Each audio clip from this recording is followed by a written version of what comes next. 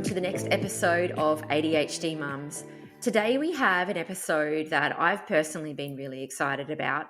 It is an episode about something that a lot of us talk about kind of with maybe a best friend or a sister or a husband or somebody very close with us, probably a counsellor, but not something that we speak about openly. So this episode is really going to be a vulnerable discussion with somebody who's put her hand up to talk about what shit is really like for mums these days. So this episode will be called something like, I'm just not enjoying this. One of my pet hates is all the memes that say, enjoy all the moments. For example, I was at the petrol station last year and I was moving house and I walked inside, left my boys in the car, and they immediately got out of the car, nearly got hit by a car, ran into the shop and then started powering around the petrol station, pulling everything off the shelves.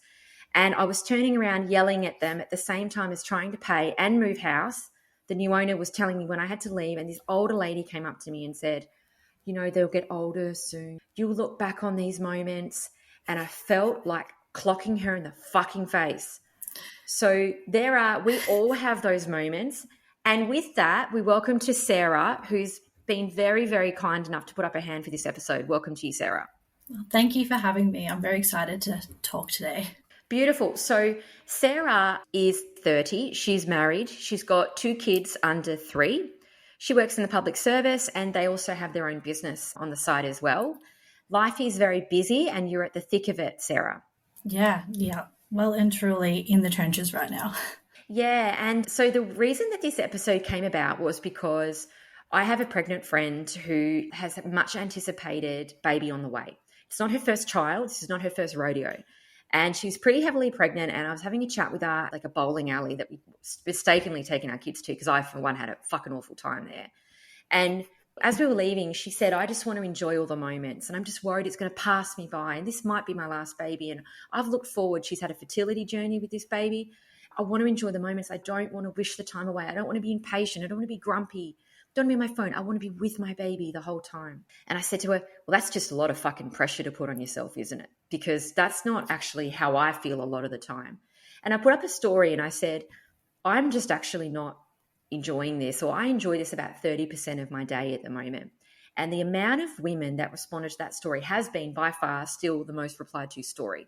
And I reckon 98% of them were under 40%.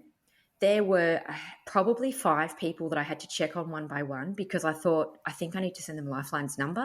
This has probably become too intense. The next day, I put a story out and I said, you know what I think would make people feel better? Someone sharing their story about what it's actually like and us actually making people realize that they are not alone in this. And that's what this episode is about today. And Sarah, of course, is in the throes of it. She doesn't get much harder than what it is now. Can you share for us a bit, Sarah, an overview on how you're feeling, what your day is like, and I suppose some of the key things that are happening for you? Yeah, so I only recently got diagnosed at the start of September, right before my 30th birthday, midlife crisis at its finest. I thought I had depression and I thought I had anxiety, and I had a few people telling me I needed to get help. So I went down that path. I actually started that path when I had my son, who's now 2.5. I went on mat leave. I just felt alone. I felt lonely. I missed being at work. I missed the connection with people. It was also, 2021, so right in the thick of COVID as well. And as soon as I went on mat leave, even before I had my son, I was like, what am I doing? I need people. I need to talk. This is, I need to be doing something. So I had my son, love him. We wanted him so badly. We had a miscarriage before him, so he's a blessing to us. But yeah, I always had this thought in the back of my head that, my life had changed because of him. And I mean, yes, it's a great thing. Don't get me wrong. And I'm so grateful for him every day. But I also miss my life.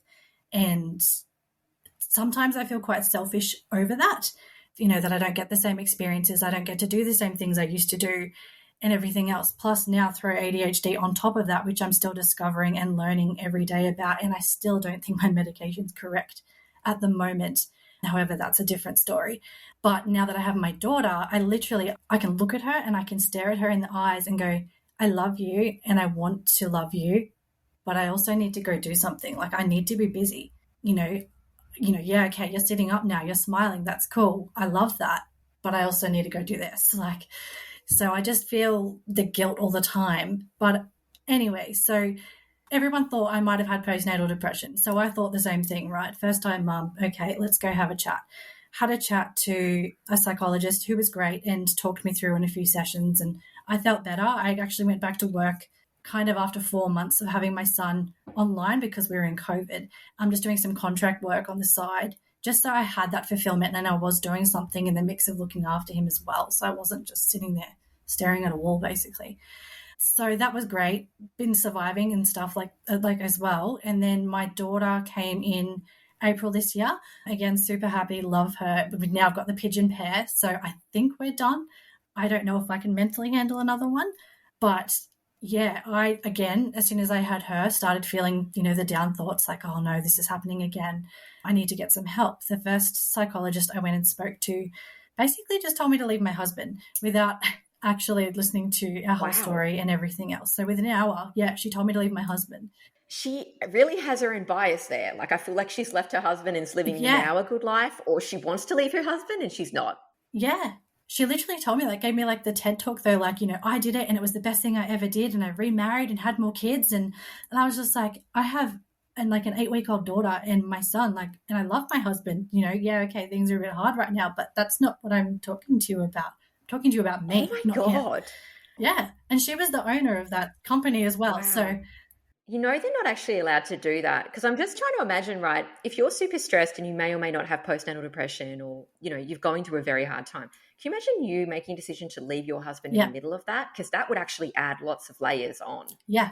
Yeah, literally. She said, I know this will be the hardest thing you'll ever do in your life, but yeah. Wow. Yeah, that's another episode, right? So I kind of want to go there, but let's just leave it. Anyway. Went back to the doctor, got a referral to see somebody else. Went and saw them. They've been absolutely amazing. They've turned my life around. I've told them I'm going to be on this podcast. They are super excited to be able to listen to it and pass, my story on to other, mums as well in the same boat, because she said it is so, so common. So anyway, we were just chatting one day and having a talk, and I said, I think I have ADHD. And she's like, well, I'm not qualified to tell you that, but okay, let's have a look at this. Let's explore. So we did some online questionnaires together.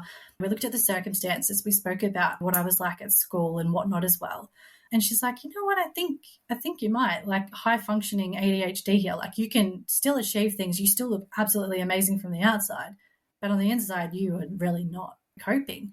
And I said, I think you're right. And I think having kids and not being in control at all is what's triggering it massively, because it was also triggering my anxiety to the point I couldn't even walk into Big W without feeling like I was going to die with my children.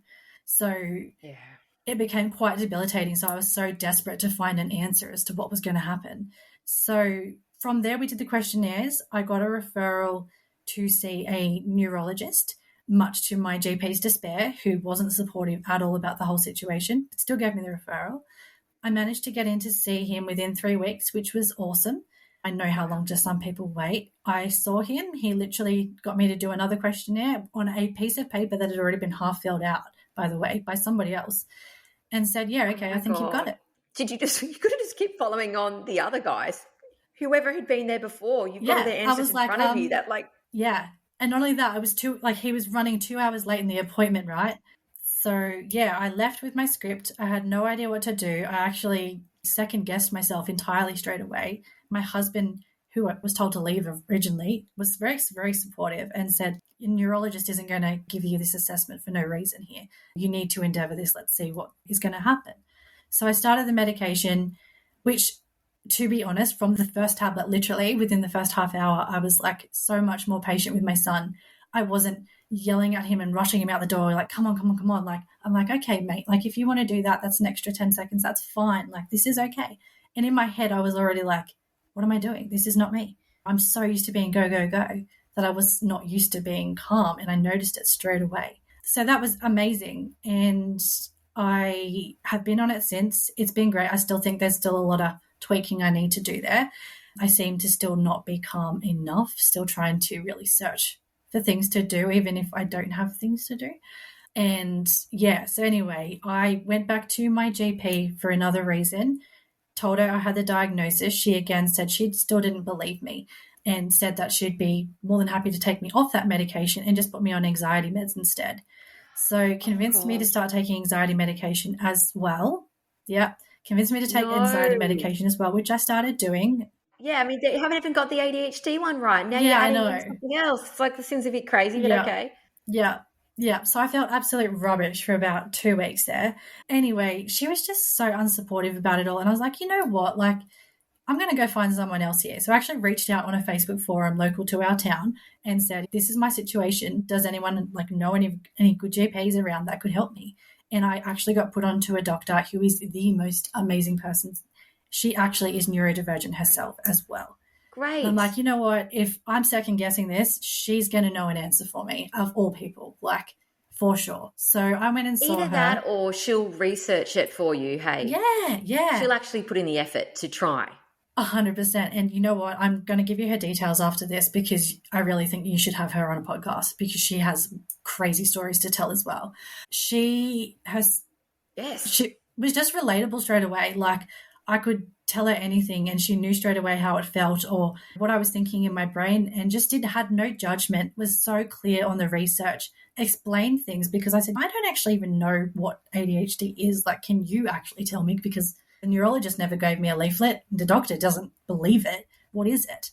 And she's just been amazing. So she's already tweaked my medication a little bit. We still need to do some more. She gave me a heap of strategies, but she just made me feel clear on what my situation was and actually made me feel like it was okay to be in that situation. So from then, now I'm kind of completely aware, well, not completely, but still learning. But every day I'm like, oh, this is okay because it is ADHD and I know it's ADHD now. So yeah, I'm working on it. But yeah, so. So let's strip it back because obviously you've been going through this with 2 kids under 3. Mm-hmm. And I often make a laugh about it, but it's not actually funny that we get diagnosed and then we get told to go home and process, but yet we then have screaming children that we immediately walk in the door to. We've got dinner, bedtime. We don't have time to process. We don't have time to go to the toilet by ourselves. We don't have time to shower by ourselves. We don't even have moments. A lot of people struggle with that with grief as well, which would probably be a part of an ADHD diagnosis, is that there's just no time to grieve with children. Yeah. What part of it, if we get specific about motherhood, do you find the hardest?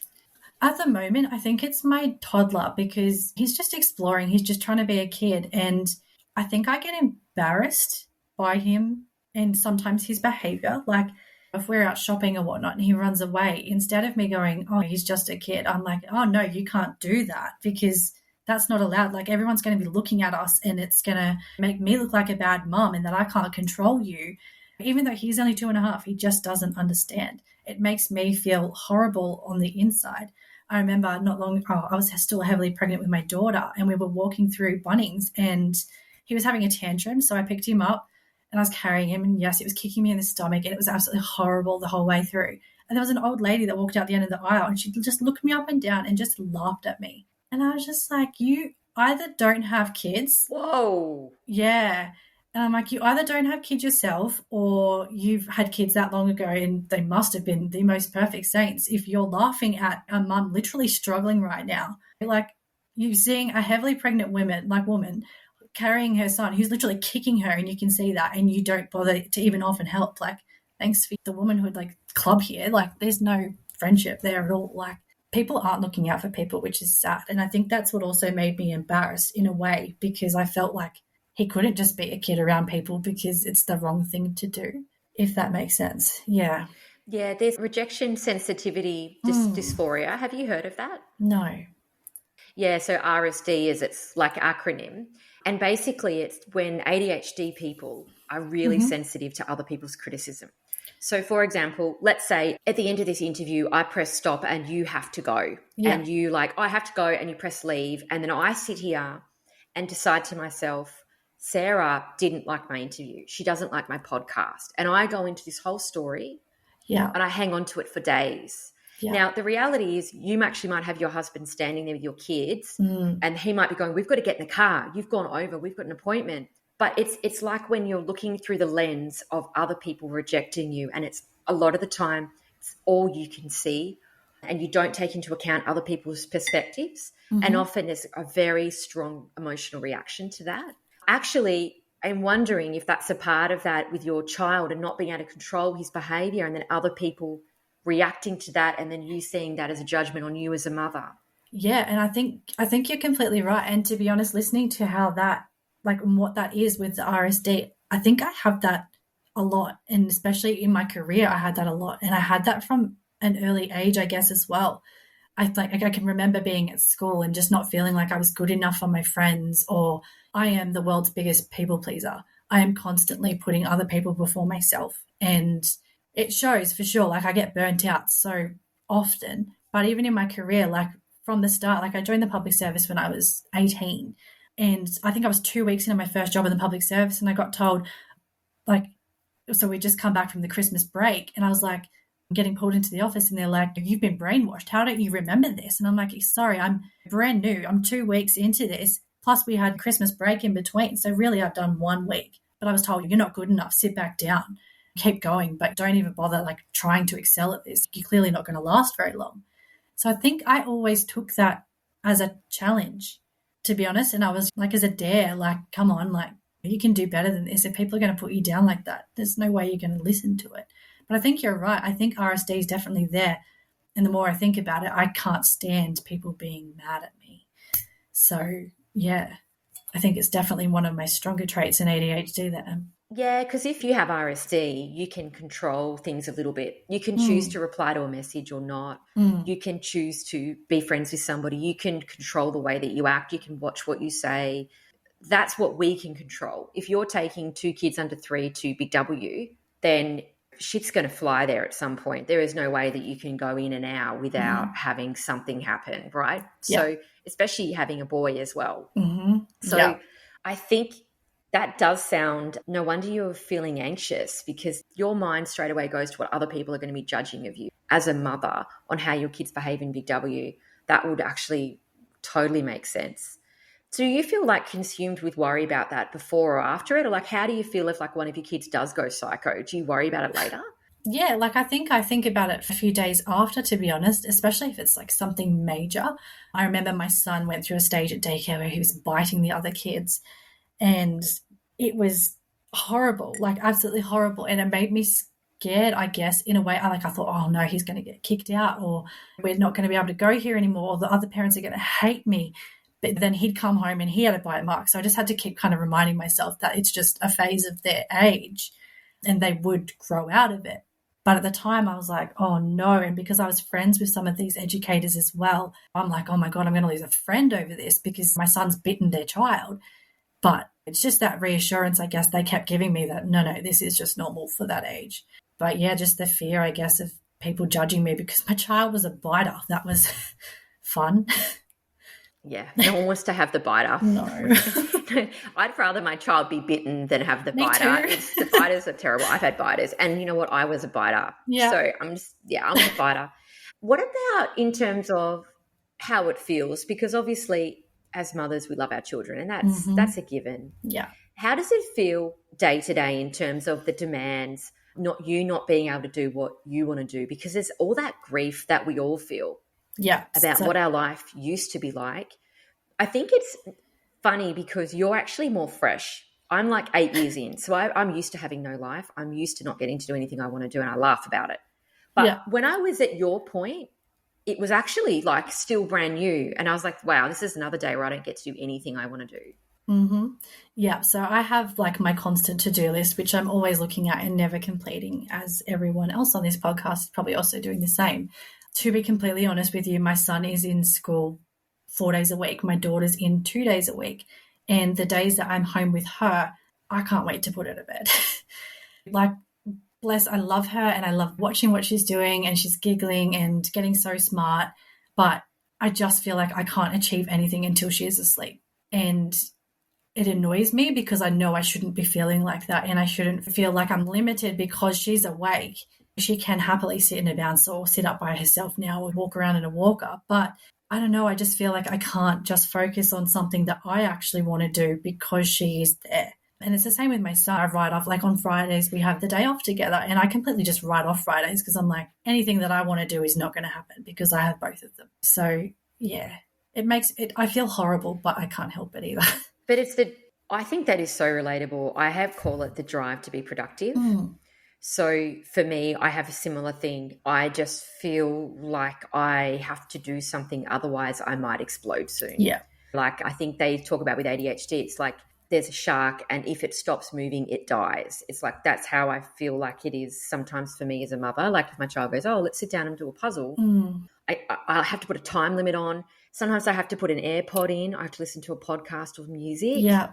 Because I to stimulate my brain, because sitting there physically kills me. Yeah. And it's that playing joyous part that I feel like, my opinion, personal opinion, this is not expert fact, I think it's more difficult for ADHD mums to feel that part, which is supposed to be creating all the joy. But like, I don't think we get a lot of that with the way our brains work. Yeah, to be honest, I feel like a slave at the moment. Like my purpose at the moment is purely just to keep my children alive, keep the bills paid, keep everyone fed and happy. But my enjoyment's kind of gone out the window while doing that. And in my head, I'm like, when does Sarah come back? When does she get to be her again? And then I'm also like, no, don't wish that, because then they're going to be too big and you're going to miss everything. Like, slow down. But it's just that constant battle going through your mind every 5 seconds.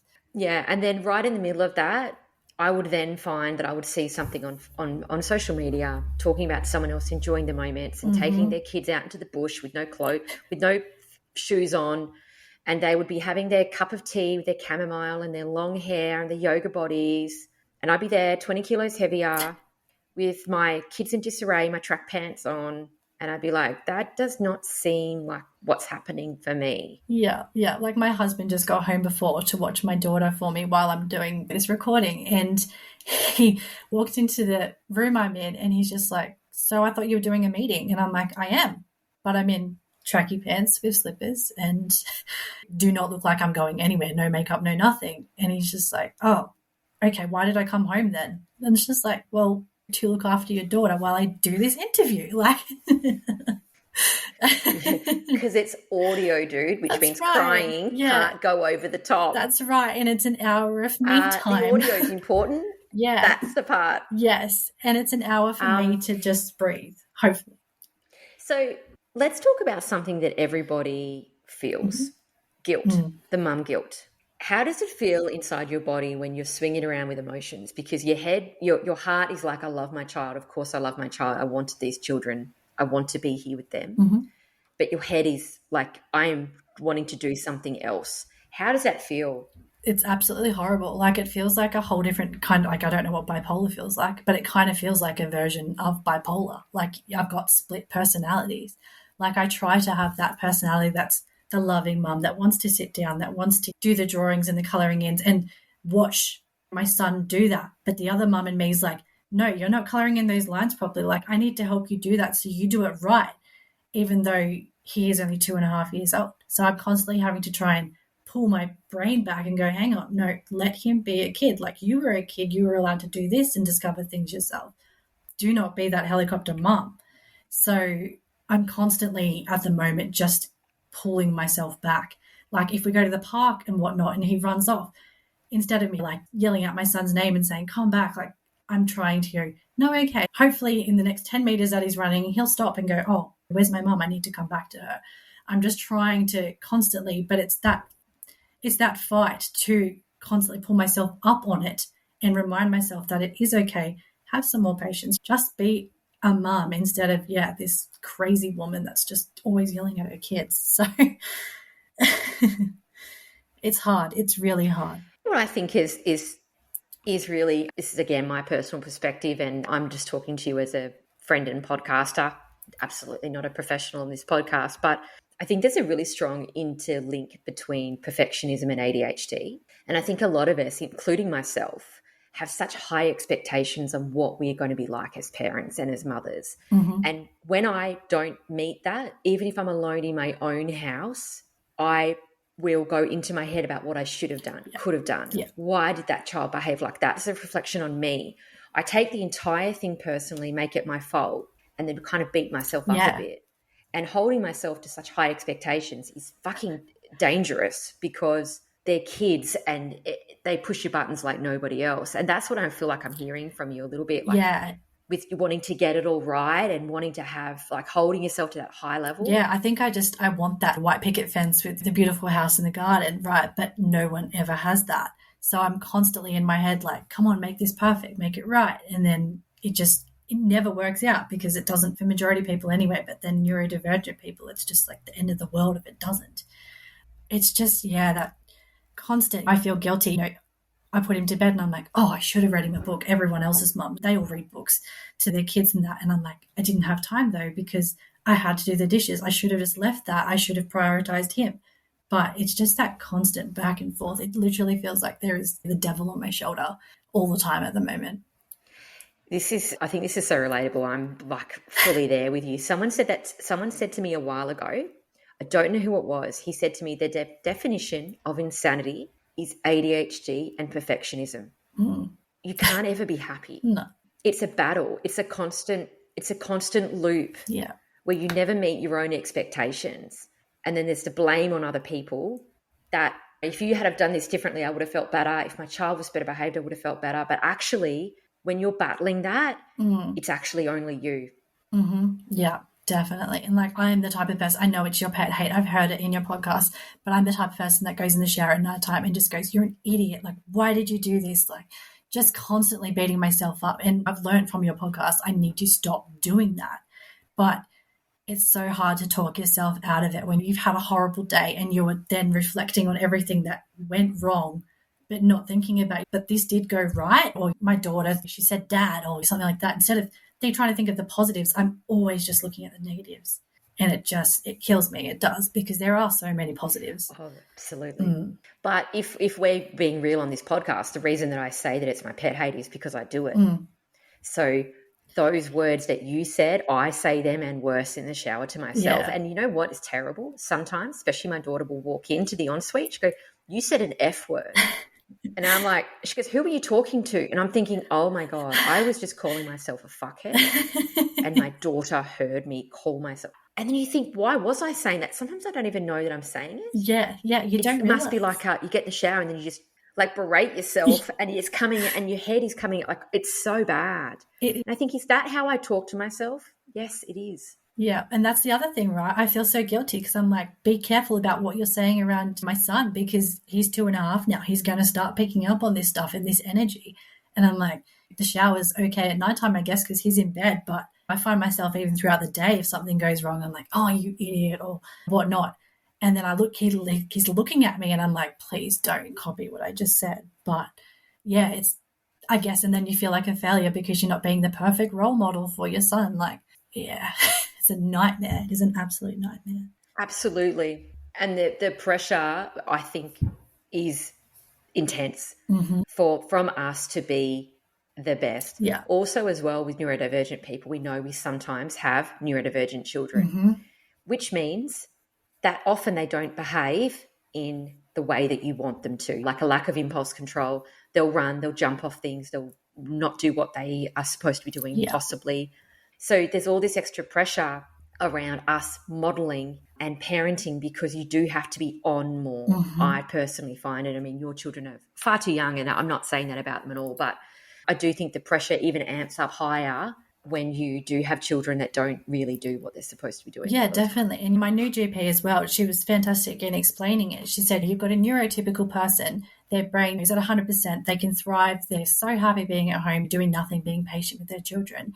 You have a neurodivergent person who say is 20% less kind of like brain, not capacity, but you know what I mean, than a neurotypical person. You've given them then 2 children, in my case, that you've got completely zero control over. Of course, you're going to be tapping out way quicker than any neurotypical mum because you just can't handle it. And it's not because you're a bad mum. It's not because, you know, you can't cope. It's not because you're struggling, but you know what I mean? Like, you can still be a mum. It's just you've got to try and find the right strategies and the right ways to manage your ADHD to be the best version of a mum you can be to your kid. Absolutely. And then where's your community? Because us in the motherhood vibe, right? You probably need somebody to talk to. We all do, right? To really talk about how it really is. However, especially for you coming into COVID, having kids right at that same time, there's nothing more isolating at the same time, because when you turn up to mother's group and everyone's there with their kids with their bow on and they're all like smiling and they look so much better than you, because that was my experience. Yeah. I didn't realize it was dress up day for mother's group. Like I just turned up in my trackies, whatever I had on. Yeah. And my child, I didn't even think she was wearing clothes. I think she was just wearing an old singlet from the car. Yeah. I didn't realize it was all show worthy. Yeah. And when I arrived, I thought, oh, this is not the place where you can actually ask questions and tell problems. This is a space where you just pretend you have it all together. And I'm like, so where's that part? Because then I had to try and build a friendship with somebody that I could actually talk to. So it's also very isolating, because these conversations you can't just have anywhere. No. And you know what? Like I've found now that I know I have ADHD, I struggle so much more trying to find someone that I guess can hold a conversation that I want to relate to or be like in. So I can definitely catch myself now, and it makes so much sense. Someone will be talking at me and I just completely float away, completely. And I'm constantly comparing stories. Like it's almost like I make it a competition. Like, oh, your kid does that. That's cool. But my kid does this. Like, and I am constantly also picking myself back going, no, just shut up and listen to them. Like they're trying to engage with you. You need to be normal here. Like, so I'm again trying to push my ADHD out of the way. Like just be a normal mum here. But I struggle so hard. Yeah, it's funny you should say that, because I have felt similar, and a few people I know have felt similar. It's either like people get a real big sense of relief that, okay, this was what some of the social issues I was having. This is why. I was pretty unaware. So now I'm diagnosed. I've kind of gone the other way, when now I'm a little paranoid. I know what you mean, because for ADHDers, often what we do to connect with somebody is we will offer a similar example. That's an ADHD trait. So if you tell me about your trip to Fiji, I will also tell you about my trip to Bali, right? Which is for the other person unrelated. For an ADHD brain, I'm saying to you, actually, Sarah, I'm really loving your holiday story. Here's mine. I'm really connected with you on this. Yeah. But it can come across like we're talking about ourselves. But actually, we're actually connecting in. Yeah. But that's just the backward way that we go around doing it. Yeah. And then later on you think, oh, I talked about myself all the time. How did that happen? But you're actually trying to be present. Yeah.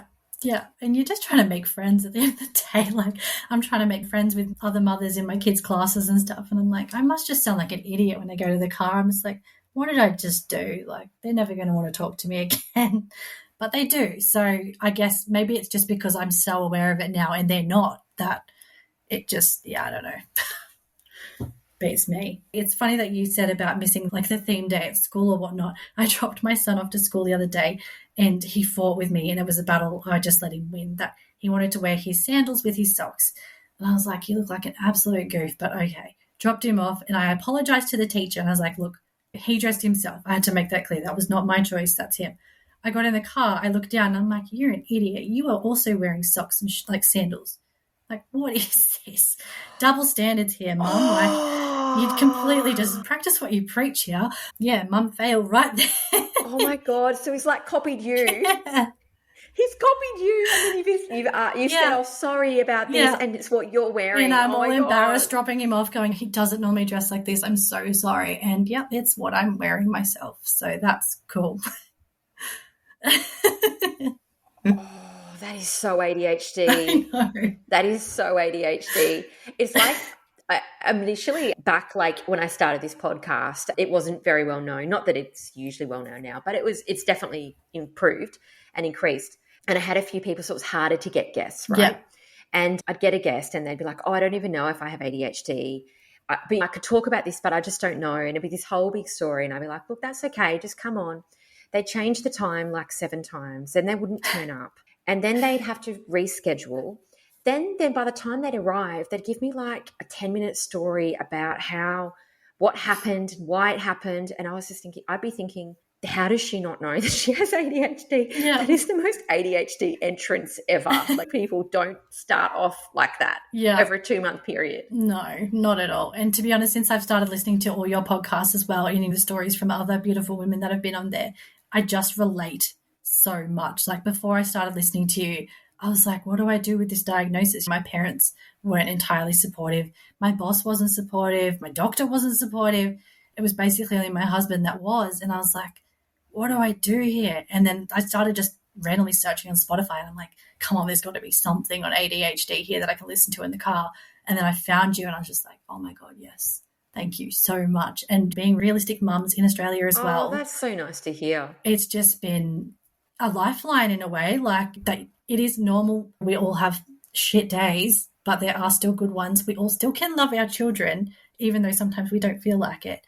And that it does get better. Well, I'm hoping it does anyway. I mean, I'm still, very young in the children side of it, but I'm praying for a better day.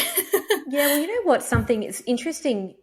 It's interesting you brought that up, because I didn't want to minimize what you've been saying. However, but then it's like, however, and then you go ahead and do it. Sorry about that. But I do see myself a lot in you years back. Yeah. And I wonder sometimes when you were talking whether you might be one of those people that's not a real baby mum. I don't think I'm a baby mum. I don't find kids sitting up, playing, touching one thing, putting it in their mouth and smiling particularly stimulating. I actually find it really fucking boring, even my own child. And putting them to bed and picking them back up and putting them to bed and changing nappy after nappy and problem solving while they cry is not, for me, my favourite part of being a mother. And as my children have become older, I find, especially with my daughter who's about to turn 8, it a lot more mentally stimulating. Yeah, okay. And I think you're right. And I think I've always been in denial about it because my mum is not maternal. And I've always looked at her and I'm like, why don't you want to take my kids? Why don't you want them for a sleepover? Like, why?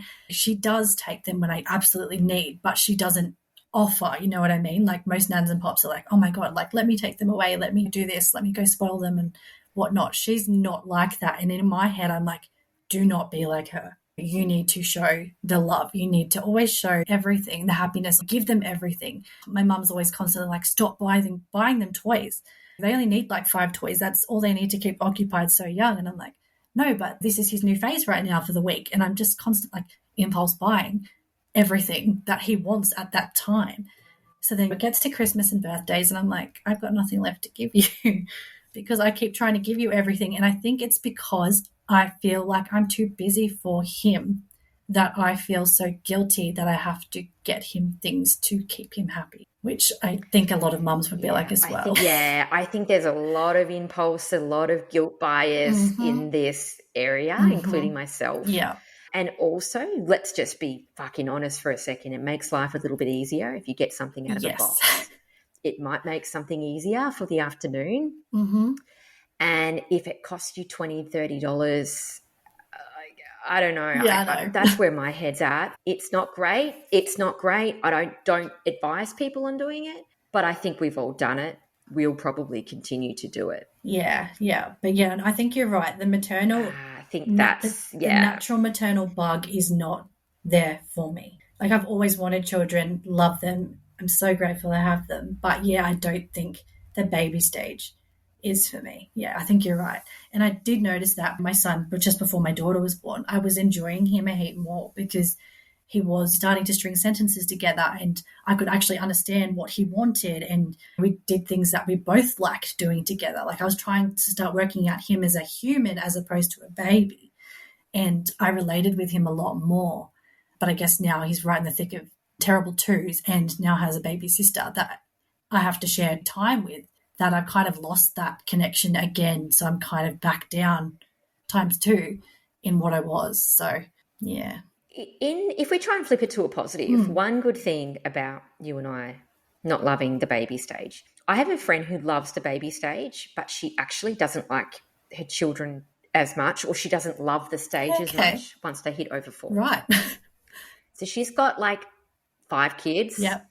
Because she's addicted to the baby stage. Wow. Yeah. But now the youngest one's 4. She's like, oh, I don't actually want them now. I just want them when they're little and they can't talk and they're smiling and everything's new and I love the squishiness. Once they start saying, no, I don't want to do that, put the TV on, she's like, I can't. That stage she doesn't love. So I'm hoping for her that she flicks back over into the teenage years and maybe that's a bit more her jam. Yeah, or it sounds but like she's going to make... if we're natural stages into... Yeah, that's right. Or it sounds like she's even going to make the most natural grandmother when she's older as well. Totally. She'd probably be great in childcare, that kind of thing. But I think we need to be aware that we're not perfect. I'm hardly the perfect wife. I'm not the perfect friend. How could we possibly be the perfect mother? Mm-hmm. Because if you're not all in the baby stage, maybe you'll be all in a different stage. Maybe this time is something where you're literally keeping them alive. Yeah, yeah. And like another thing... And maybe that's okay. Yeah, but it's true. It is true. And I don't know if you can relate to this as well, though. I noticed that when I've got plans and typical daycare life with all the daycare bugs, one of them gets sick, I'm like, no, you're not sick. Like, we're still going to go. Even though I know you've got a temperature right now and you've had some panda, we're still going because I need that interaction, not just you, like me. So I don't know, like, yeah. And I guess that's another thing I guess a lot of other mums can relate to as well. It's that constant, I guess, trying to get out and just live your life too, but with sidekicks. So, oh, absolutely. Absolutely. And then we have all done this thing where we whinge about other people that drop their kids off with temperatures. That's the reason why my kid's sick. They always do this. We finger point. And then what do we do when our kid gets the same bug? Yeah. Yeah. And then we panel them up, send them in. Yeah. And then when they call us 3 hours later, we're like, oh my God, I had no idea. Yeah. How many of us have done that? Like, let's be honest. I reckon fucking 99%. Easy. Yeah. And no one also wants to be that friend that bails all the time, right? So it's just like, suck it up. You're going to be right. Or I'll find someone to look after you while I still go because I need that interaction with someone as well. So, yeah, mum guilt again there. So. Oh, absolutely. Yeah. And then you always get the text and you're like, oh, my son's got a sniffy nose. Is it okay? And then you have to kind of like agree or not agree. And then my friend's always like, let's keep that one over there in that room because that one there's sick. But we don't want to give up the time. No. Because you're like, I never get to see you. Yeah. Yeah. Well, you've planned a fun day at the zoo and you've organised everything or whatnot. And it's just like, no, we're still going to do this. Like vitamin D is good for you, right? Like you can get out in the sun. That'll make you feel better anyway. So... Oh, yeah. I remember one of my friends, she's like, I was there at the pool with her and it was like a swimming carnival and she's like, sounds really bad, but she was really like aggressive about her kid getting in the water. Yeah. I think in her mind, she was like, I've paid for swimming lessons for like 2 years. Yeah. You will get in the swimming carnival and you will swim, right? Anyway, so she basically forced her child to swim and she was like crying and like when you're like, you don't know, right? You're thinking, is she nervous? What is it? Like, suck it up. You're swimming. So probably an hour after she forced her child to swim, the child got like a 40-degree temperature and like she had to go home from school. She was really unwell. Oh, no. And I remember my friend, because I knew her really well. Yeah. She was like, and then we kind of like looked at each other and laughed. And I was like, it's fine. I get it. Yeah. But I think she was also like, I'm so embarrassed because I've just like forced my child to swim. Well, though, I think also I did that myself as a child though, right? So I would be the kid that would go, it's an excursion day. I'm like, I'm going no matter what. My dad's like, no, you got a temperature. Like, you're staying home. This excursion can happen another day. I'm like, no, I'm going. We are going. It's a class thing. I remember I got to school I think I was in year 1 and I was 5 minutes into being there and I'm like, no, I'll be fine. I spewed through the whole classroom in front of everyone, all over myself, everywhere. And then I didn't get to go. But I was so determined I was going. Oh, my God. There's some determination there. Yeah, I guess that's the perfection thing too of ADHD. So one thing that us as mothers, I think, feel all the time is the level of sacrifice. The sacrifice of your body, of who you were, any hobbies that you had. One of my best friend's husband, he likes to describe it to people that are being a new parent, and this is a horrible thing to do, right? But he'll just go up to people like, what do you like doing? You like surfing? You like riding your bike? You like playing the PlayStation? You can't do any of that now. So I'm like, wow, that's a really negative spin on it. Thanks for that. But I think the level of sacrifice is something that's difficult to fathom. I had no idea when I got pregnant, the level of sacrifice as a mother, what you actually have to give up. I know career's been a really important thing for you. How have you gone around, I suppose, the sacrifice around your career? It's been really hard. So I was I think I was about 26 weeks pregnant with my son. I was at work getting all my handover stuff ready to give to the temp while I was off on mat leave and whatnot, and had all my plans booked in. And I remember one of my supervisors came up to me. At the time, I was working for a very high level person in the public service as an executive assistant. I remember my supervisor came up to me and said, "Look, you've done nothing wrong. This is not on you. But when you return to work, it's not going to be in this job because we need you back 5 days a week. And because you're about to have a child, you're not going to be able to do that. So you've lost your job, essentially." And here I am, 26 weeks pregnant, going, like, what? Like, are you kidding me? Like, how does that work? Like, you can't do that. And they're like, well, the boss needs you Yeah, full. that's what I was thinking. Yeah. Isn't that illegal? Yeah, well, yeah. So the boss needs you 5 days a week. And I'm like, well, I'm about to have a baby. Like, obviously I can't do that. I can work back up to that stage, but I'll come back flexibly. Like, public service is all about flexibility, right? Looking after families and looking after children. Like, why is this not happening in this circumstance? And the excuse I got was because this person was said leader of an area that they could choose whatever they wanted. And so I basically got no say. It broke my heart. I literally walked out and cried and went home. Like, I couldn't deal. And I think I took 2 days off, even because 26 weeks pregnant, you're hormonal anyway. But then to know I'd literally just lost the job I'd been in for 4.5 years, and I loved every single minute of it. And I was losing it because I was having a baby, which was meant to be the most exciting thing in my life. I just felt completely lost. I'm like, is it bad that I'm having a baby? Should I have waited longer so that I could have enjoyed my job for longer? Or is this right? Like, I know this wouldn't pass the 60 minutes test, but who do I go to seek that advice and stuff? And to be honest with you, I think I put it down to the boss I had at the time didn't have kids. And so I don't think he completely understood at all what he was doing was actually fully impacting my life and my career and everything else. That boss, they leave the jobs after a couple of years anyway. Whereas to me, I wanted to be in that job. I'd planned to be in there for a long time. Like, I'd worked really hard from the age of 18. I got that job when I was 23. I climbed levels super fast with people telling me, you're never going to be anything, sit back down, keep working. I always took it as the challenge. I got to where I was and I'm like, you know what? This is where I am now. This is where I want to be. But then I lost it because I went to the next stage in my life and had a baby. So to be honest, I had my son and I sat there miserable because I'm like, I've literally lost me because of you. And don't get me wrong, I love being a mum again. I love the role. It's the best job in the world, as they say. But I also lost my best job because of it. And I feel like even now I've been trying to work on my career again and choose a couple of different pathways and adventures and whatnot. It's still not where I wanted it to be. And I don't know if it's just because I'm not back full time. I'm not in my A game. I can't just focus on my job. I've also got 2 kids at home. I'm always looking at my phone going, oh my God, is that the daycare calling me again? And I feel lost. And I think maybe that's where the maternal thing comes back into play, that maybe I'm thinking once they're at school, I can get my life back, my career back. I can work back up to where I was. At the end of the day, I'm only 30, so I can start again. But yeah, I was completely shattered. And I feel for any mum that's in the same boat as me, especially when you do work in a workplace that says from the start, we'll be flexible, we'll let you work from home, you can come back part-time, we'll support anything you want to do. But then when it comes to the time, it's like, well, no, you've lost it. You can go sit in some back office now and write policy. And I'm like, no, ADHD for starters. I'm a people person. I need to be the front and center. I need to be in a fast-paced environment. I can't sit quietly, to the point where I've actually resigned from the public service because of it. So, yeah.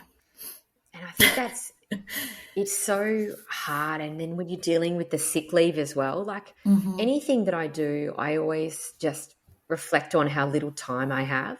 Yeah. And I think I could have done such a better job if I had more time and space. Yeah. So anything that I do, I think I could have done a lot better job if I actually put my mind to it, because I'm actually at like 50% most of the time I do anything these days. Yeah, yeah. So to then actually, like, let's say study again, I'll be completely incapable of studying or getting any kind of job or workplace or running anything that I would be able to do pre-kids. Yeah. So it does feel like we're capped because we're capped on energy and time constantly. Yeah. Any sick leave we get as well, we often have to use for our children. So then we just have to go to work sick, or no matter what you've got, because you don't have anything left. Mm-hmm. Yeah. And then just, crushing your self-esteem. Like, it crushed me completely because, of course, imposter syndrome at its best. I'm like, what did I do wrong? Why have I lost my job? And not only that, the boss I had got the old EA that I took over the job from back. So that was another kick in the face at the same time. Like, why am I not good enough now? Like, just because I've had a kid, this makes no sense. So, yeah, it's been a tough one. It's been a really hard pill to swallow. It's taken me a few years, but like as I said, I just resigned purely for the fact I reached out to them the other day and said, what options are there before I do pull the switch and say I've had enough?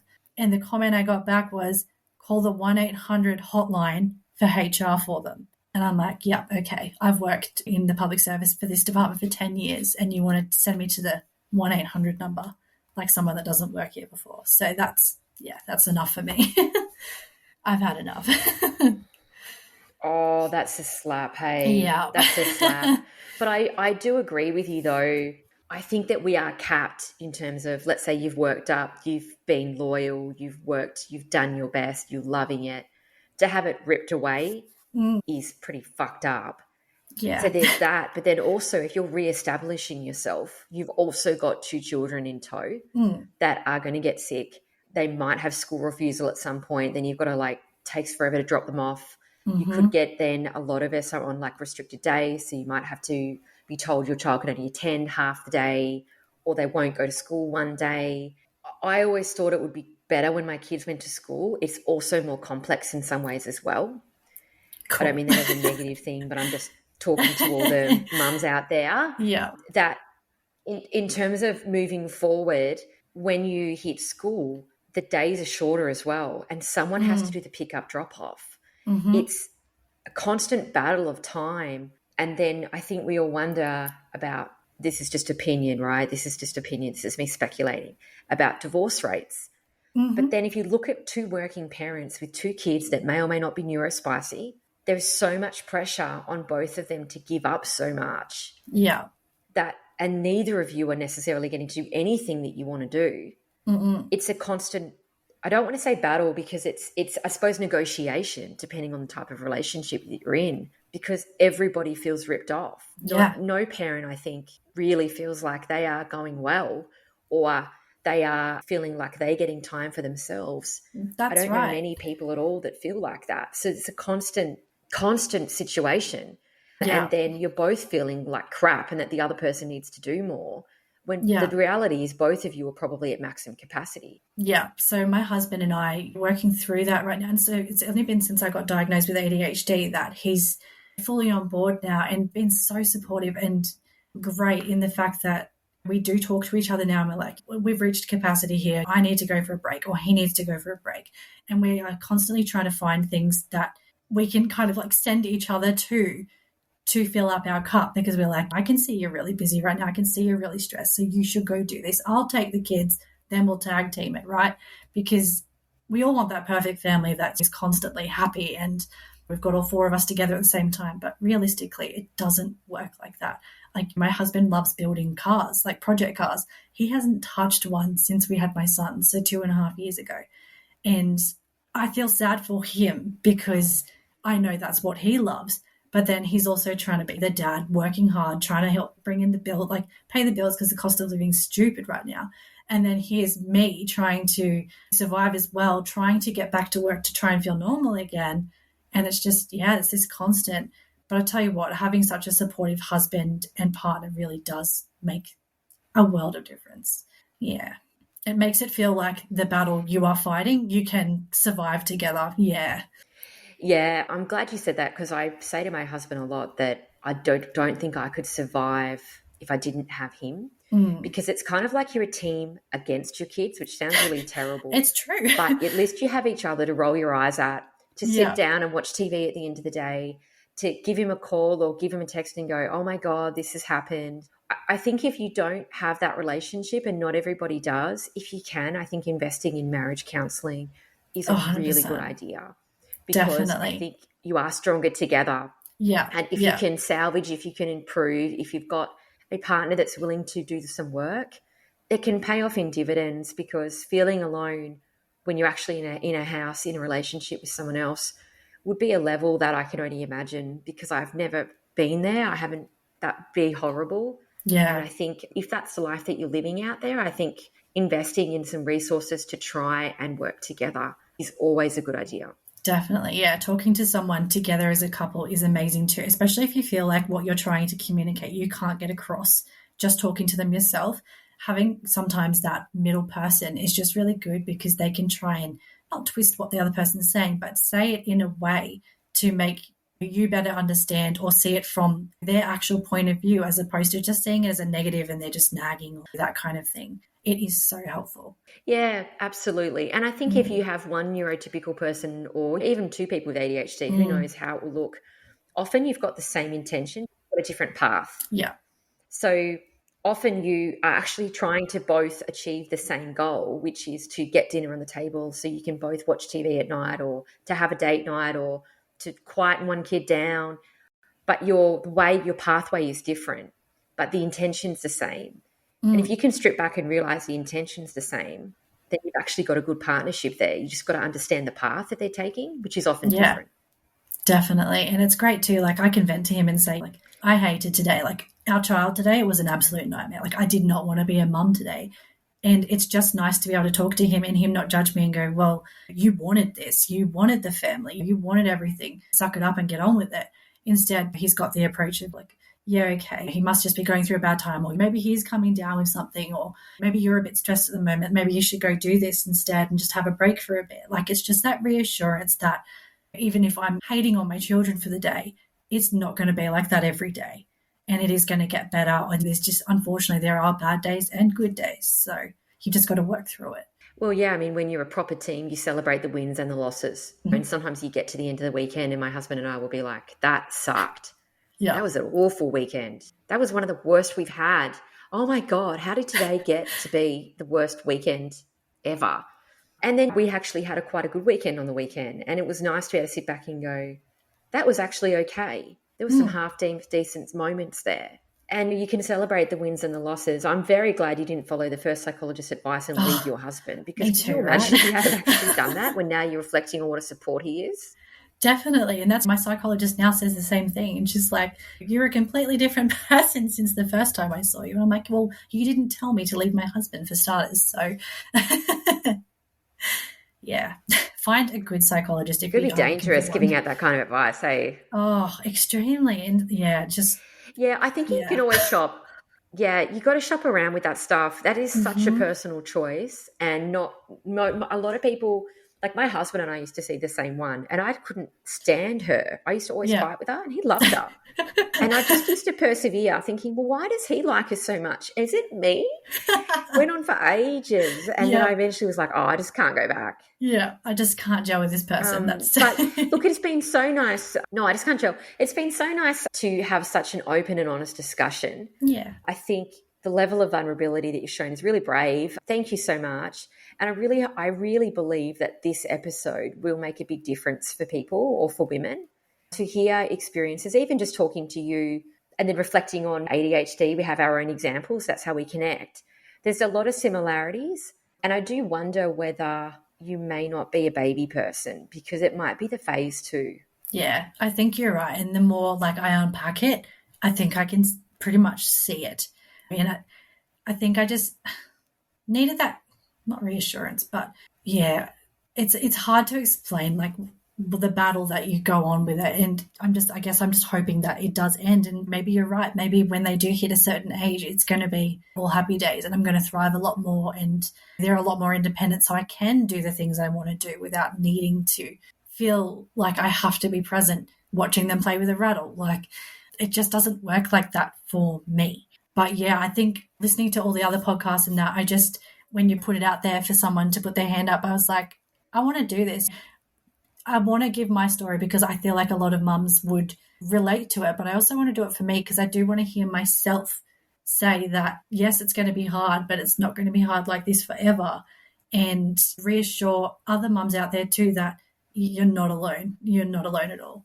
And it's pretty much given that any mum is going to feel like that at some point throughout their life, neurotypical or neurodiverse.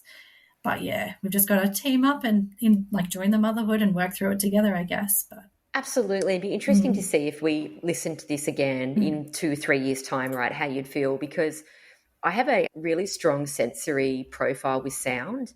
I find noise to be really grating. It like physically hurts me, loud noises. Yeah, okay. I don't know what it is.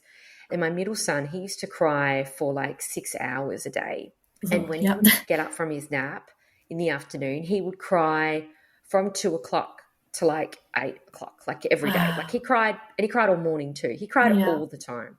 But in the afternoon, he was definitely worse. Yeah. And I didn't have any family around to help me. And it was like when he would wake up in the afternoon, after his afternoon nap, I would get like a shiver down my spine of like dread. Like I didn't want him to be like physically, I would like, oh my God, it hasn't been enough time. Yeah. He's up again. Yeah. And connecting with him, having such a negative feeling with all of the screaming and like we went everywhere. I got parenting specialists, like basically like there's something wrong with him. Can you fix him? I think he was just that kid.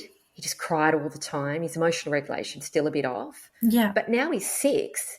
He's an absolute fucking legend. Yeah. He's so beautiful. He's so easy to get along with. He's in some ways my easiest kid. And I look back at the photos and I just think, God, like I just struggled to connect with him for like 3-4 years. I don't know. Yeah. But now he's like my best little mate. He's so sweet and he's so gentle and kind and he's so easy and he just wants to be with you. But it's like a timing thing. Like that trigger for me used to really get me. And so sometimes I wonder if the timing can be really off, but for years. Yeah, okay. I think, it'd be interesting to see. I'm really keen. Yeah, I might listen back in a few years and just go, how am I feeling now? And what's my relationship like? And am I still beating myself up over not being the perfect mum? Yeah, I wonder if your expectations will lower too or over time. My expectations have lowered by far over time. Like expecting kids to do this and that, expecting the house to look like my expectations are pretty low. Going on any kind of trip, it's like if I can have a few moments of happiness, maybe. I think over time your expectations lower as well, which will probably serve you well because you still do have high expectations on yourself. Yeah, and that's what I struggle with most, I think, about my ADHD is I can't relax. I can't. Yeah, I'm just that perfectionist who is struggling to perfect. Yeah. Yeah, one final message before we go, because we got to wrap it up, even though I'd like to just talk for ages. With medication, this is obviously I'm not a health professional. I always do the disclaimer, but one thing I found with medication is that, yes, and you and I are similar in some ways with that drive and productivity, wanting to do things. The medication does alleviate a lot of the stress, but what I'm trying to figure out at the moment is, and it's a work in progress, is how to switch off because I'm so used to doing the same things. Yeah. That even though the ADHD drive might have gone a little bit, I still look for things to do because I'm trying to get away from the void that is left. Yeah. So I don't know how to fill that yet because I've always filled that with more things and chaos. There's nothing there. So what's left? What do you do? Yeah. So be aware that's there. Yeah, definitely. And I can feel it. Like it's Sunday night and I'm like, sit down. Like you've just put the kids to bed. You've got a big week ahead. Sit down and do nothing. But I'm like, nah, if I don't do this, that means Monday and Tuesday are going to fall apart and then the rest of the week's going to become a nightmare. And it's just this constant effect. And yeah, so that's why I think I need to really keep tweaking my medication because at the moment it's helping me focus on one thing at a time, which is good, instead of my million different tabs going and just not achieving anything. But it's not making me calm. It's not helping me go, okay, you've done enough for today. Just chill. Either that or I need a really good drink. I don't know. But yeah, and that might be a lifelong commitment for you. Yeah. Don't put pressure on yourself. I'm not sure if I'll have that solved in 10 years' time. I'm not sure. I think that for me is a lifelong problem or scenario or whatever the word is, experience. that for me is lifelong. And that might be your lifelong challenge too, because that's a very strong habit to break. And I think having kids is aggravating when you have your own list of what you want to do. Yep. Yes, and with that, we will finish up. Thank you so much for your time, Sarah. You've been so vulnerable and so brave. I really, really appreciate it. And as I said, I think this episode is really going to impact a lot of people. Thank you so much for having me. I really appreciate it. And yeah, I'm excited to hear it. Awesome. If you've loved this episode, then please jump on, put a review up. What Sarah was saying was that she found this episode through Spotify search. If you could leave me a review or follow, what we'll do is that will continue to drive up the ratings so other people in Australia and Aussie women can find the podcast. If you've loved it and there's one thing you want to do to help me out, that would be the cracker. So thank you so much, and we will catch you for next week.